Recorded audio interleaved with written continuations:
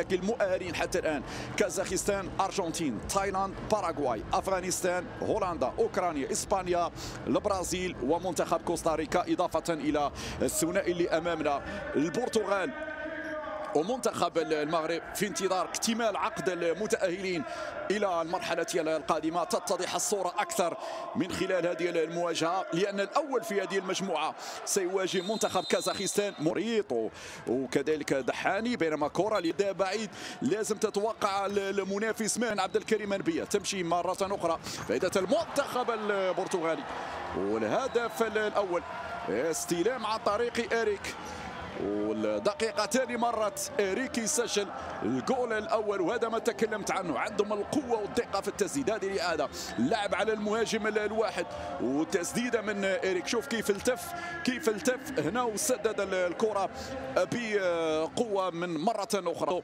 رجعت للرئيس الفني، مرور ممتاز، الجهة اليسرى حذاري من التسديدة 1 على 1. مسرار يعطي تمريرة في بهذه الكرة، يحاول أن يمر الشعراوي يسددها على 1. شعراوي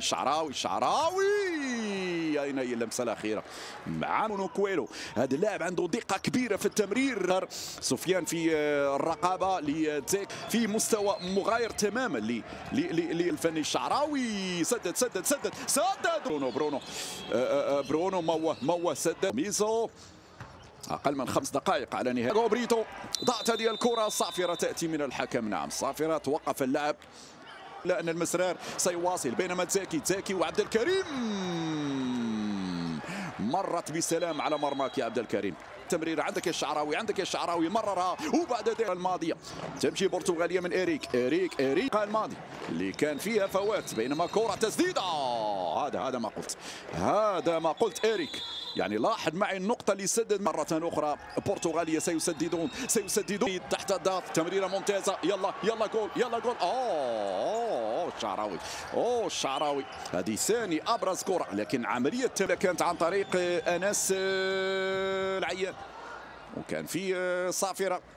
العيان يعمل مراوغه، يرسل طوليا للرايس على جهته اليمنى. هنا التدارك الخطا من التدخل. امازال ان شاء الله نطمئن على امازال، يبدو بانه فيه ربما تكيك، بينما الكره تمشي اماميه تسديده. نعم هيئنا لهذه البطوله كما ينبغي من خلال المعسكرات العديده في المغرب، في مركز محمد السادس تحديدا، المعسكرات التي برمجتها الجامعه الملكيه المغربيه لكره. عندنا فرصتين، واحده للشعراوي والاولى لانس العيان. في خطا بطاقه صفراء. نعم بطاقه ولا مركزيه في التحرك. هنا العرضيه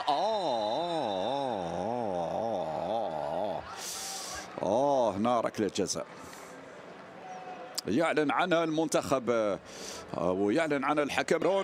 برونو يسجل الهدف الثاني. برونو يوقع الهدف الثاني على بعد اقل من دقيقتين من نهايه شوط فقط. هنا البحث عن التسديد، سدد لكن فيها مغامرة كبيرة. تم اختراق المنتخب البرتغالي، وخطأ آخر مع الأسف. خطأ آخر يكلفنا هدف ثالث. يكلفنا هدف ثالث عن طريق المرمى والمسرار اللي عنده هذه القوة وعندهم إمكانية هدف رابع. عبد الكريم نغيل على هذا. يلا هذه فرصتنا المسرار. الهدف الأول أخيرا. الهدف الأول كان يستحق المنتخب المغربي هذا الهدف. عطفا على أدائه حتى الآن في هذه الجولة الثانية مميز. حتى الهدف الثالث سيسيليو برتغالي على بعد لحظات فقط. زكي هذا سيسيليو مرر لي. حاسمت الأمور الآن.